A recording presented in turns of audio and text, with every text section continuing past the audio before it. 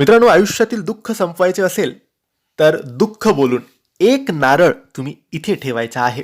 हो मित्रांनो, हा उपाय, हा तोडगा, हे काम एवढं चमत्कारी, एवढं शक्तिशाली आहे की जर विश्वासाने, मनोभावाने आणि इच्छाशक्तीने केलं तर नक्की या उपायाचा, या तोडग्याचा तुम्हाला अनुभव नक्की येईल.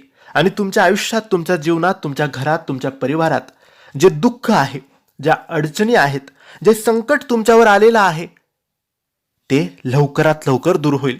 मग ते संकट कर्जाचं असेल, आरोग्याचं असेल, किंवा पारिवारिक असेल, व्यावसायिक असेल, नोकरीतलं असेल, शिक्षणातलं असेल, कुठलंही संकट असेल, कोणतंही दुःख असेल, कोणत्याही अडचणी, समस्या असतील, तुम्ही फक्त हा उपाय करायचा आहे.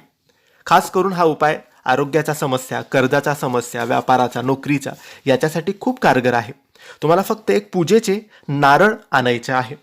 आणि ते पूजेचे नारळ आणल्यानंतर कोणत्याही दिवशी, तुम्हाला जो दिवस योग्य वाटेल, ज्या दिवशी तुम्हाला वेळ असेल, त्या दिवशी तो नारळ घेऊन तुम्हाला स्वामींच्या केंद्रात किंवा स्वामींच्या मठात, किंवा मग तुमच्या घराच्या जवळ, तुमच्या जवळ जेही मंदिर असेल, हनुमानाचं, महादेवाचं, गणपतीचं जे मंदिर असेल, त्या मंदिरात जायचं आहे किंवा केंद्रात, मठात जायचं आहे.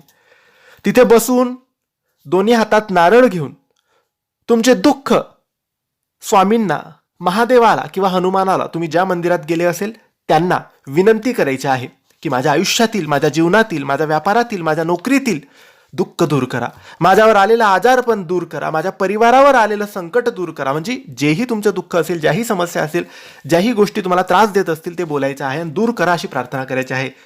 आणि ते नारळ तिथे समोर त्यांच्या पायथ्याशी, त्यांच्या चरणाकडे ठेवून द्यायचं आहे, नमस्कार करायचा आहे. बघा, हा उपाय एवढा शक्तिशाली आहे, एवढा चमत्कारी आहे की काही दिवसातच याचा रिझल्ट दिसतो, काही दिवसातच चमत्कार होतो आणि आपलं दुःख कायमचं संपतं. आपल्या अडचणी कायमच्या दूर होतात, समस्या दूर होतो, रोग आजार दूर होतात. फक्त विश्वासाने तुम्ही हा उपाय करून बघा. ही माहिती आवडली असेल तर लाईक आणि शेअर करा. काही प्रश्न असतील तर कमेंट्सद्वारे विचारा आणि आमच्या चॅनलला सबस्क्राईब करायला विसरू नका. धन्यवाद. श्री स्वामी समर्थ.